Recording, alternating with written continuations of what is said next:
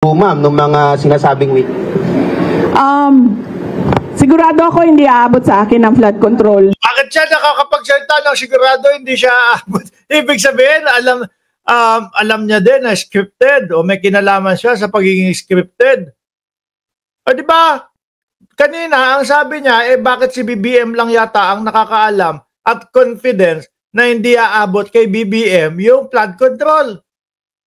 Tapos ngayon siya, alam niya din na sigurado siya, hindi aabot sa kanya yung flood control. O, atras natin, ha?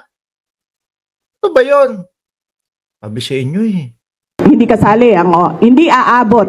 Tama ba? Ang sinabi, hindi aabot sa Office of the President ang corruption. So, siya lang makakasagot niyan kung ano ang mangyayari. Ano yung tanong mo?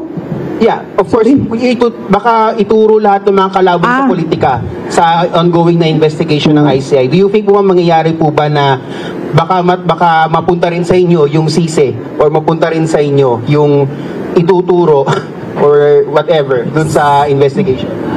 Aabot sa akin yung flood control project. Baka umabot sa inyo, ma'am, kasi kung hindi aabot sa KB. Sinita niya kanina kung bakit daw confident Annalyn Ando, no? Si Pangulong Bongbong Marcos. Bakit confident siya na hindi aabot sa kanya yung flood control? Ibig sabihin, parang ang gusto niyang paratingin scripted. Hindi daw pwede maging confident ang Pangulo. Hindi niya alam kung saan dapat pupunta yung investigasyon. Pero siya, alam niya na hindi aabot sa kanya yung flood control. BBM, baka kayo naman pong ituro, ma'am, ng mga sinasabing week?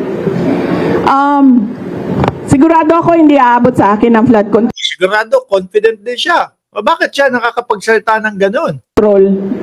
Scandal. Kasi unang-una, wala namang flood control projects sa OVP or sa congressman lang siguro, doon kay Lapulong, ano?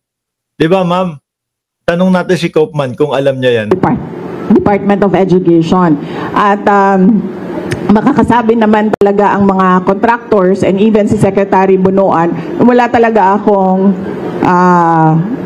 at all project dyan sa DPWH. Bakit ang Pangulo hindi pwede maging confident na sabihin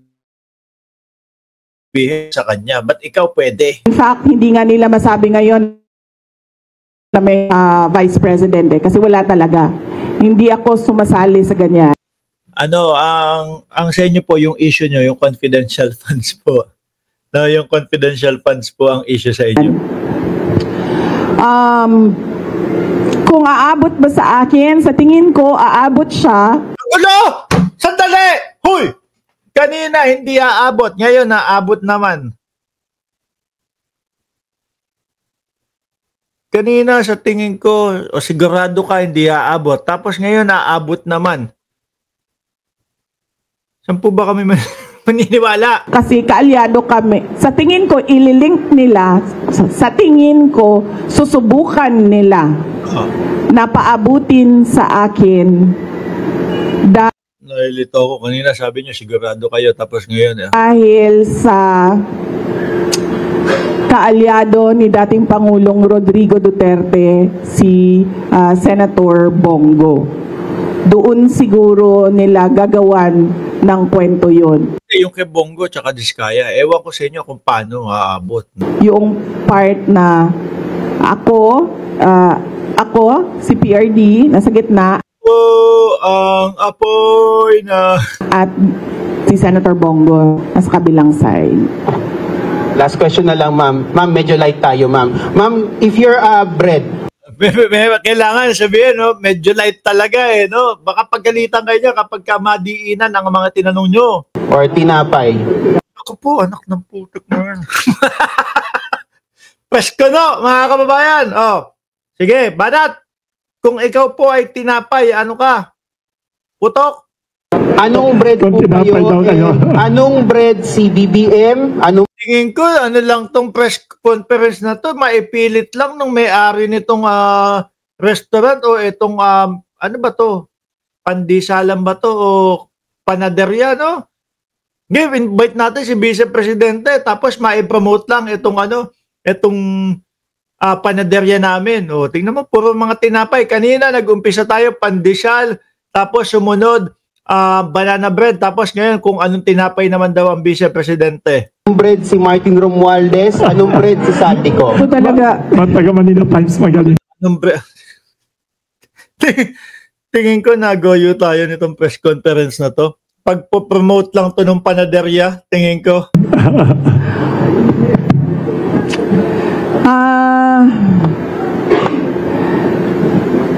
Definitely hindi bread si Martin Romualdez at si BBM. Sino yung isa? Kung bread nga daw ba't lalayo po tayo? Yun ang tanong Tapos hindi naman bread. No, pipili ka lang kung anong bread. Apat yung Zaldico. Definitely hindi sila tinapay dahil hindi makain yung ugali nila at hindi makain yung tipo bang bise, no? Yung tipo bang ikaw Bongbong Marcos, Lisa Araneta Marcos, Martin Romualdez, may inutusan ako para patayin kayo, di ba yun? Pero kailangan niyo pong pumili ng bread, yun po yung tanong. yung korupsyon nila. Kung ako ay tinapay, Sandali lang, madam. Sila muna. No, kung anong tinapay sila, ikaw lagi Sige na. ang hirap nito kung sige, ito na lang. Iisip lang po kayo ng tinapay. Sabihin nyo na lang po, pandesal kayo para paborito ng mga Pilipino. Ganun lang yun. Tapos, si Martin Romualdez.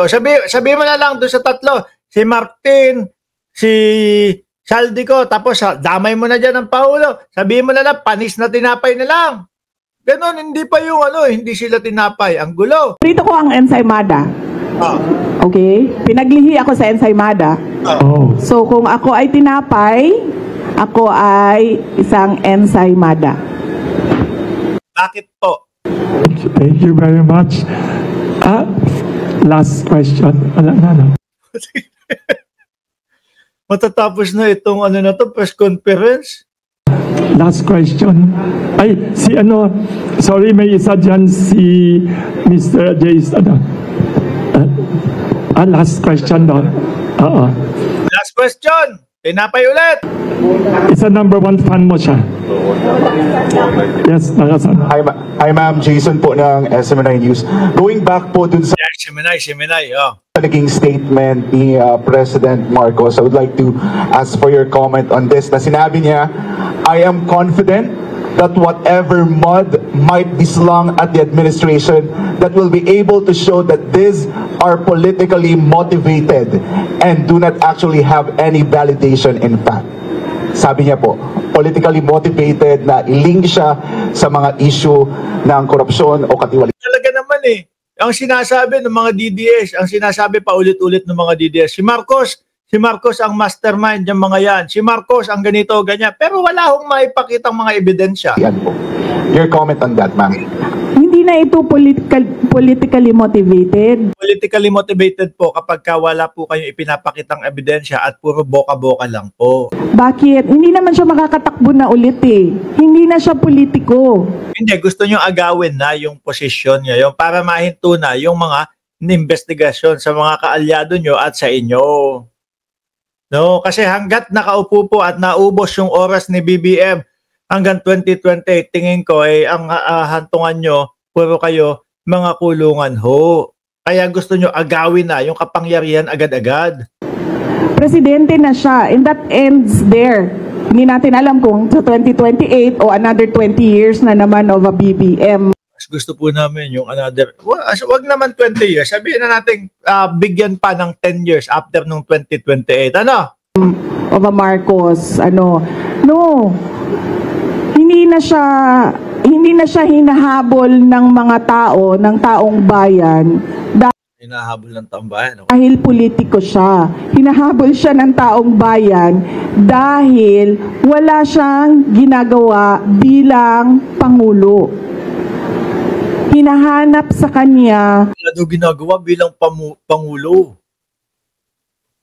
No? Sa agrikultura, ano po yung pinagpapasalamat ng mga magsasaka natin? ng mga rice processing. Sa mga pabahay, yung mga kababayan natin na mga nasa laylayan, aba, first time yata nun makakakuha ng mga pabahay na with matching swimming pool pa. Sa korupsyon, o ito naman po, talagang malalaking isda po yung iniimbestigahan. Sa ilalim po ng administrasyon ni Pangulong Bongbong Marcos, di ba Ma'am Viola at Tolits Eloha at Imelda Rarogal? Oh, Yung trabaho niya bilang Pangulo. Follow-up question sa sinabi rin ni President yun ang pamumulitika. Kasi tayong mga kababayan, tayo pong mga Pilipino, kita po natin yung ginagawa ng Pangulo tapos sasabihin ng Vice Presidente walang ginagawa ang Pangulo. Yan ang tunay na pamumulitika ho. Marcos. He said na politika lang nga ito and sabi niya, gusto nila akong O yan ang nakikita namin, totoo yan. Simulat sa pool. At sabi pa ho ni Pebbles Talakera, mga kababayan, dahil hindi na nga nila matanggal-tanggal si Pangulong Bongbong Marcos sa mga issue, dadaanin na lang daw ho sa pagpaslang kasama ang first family. Ang tanong, sino ang uunahin doon sa first family? Baka si Sandro at ang first lady.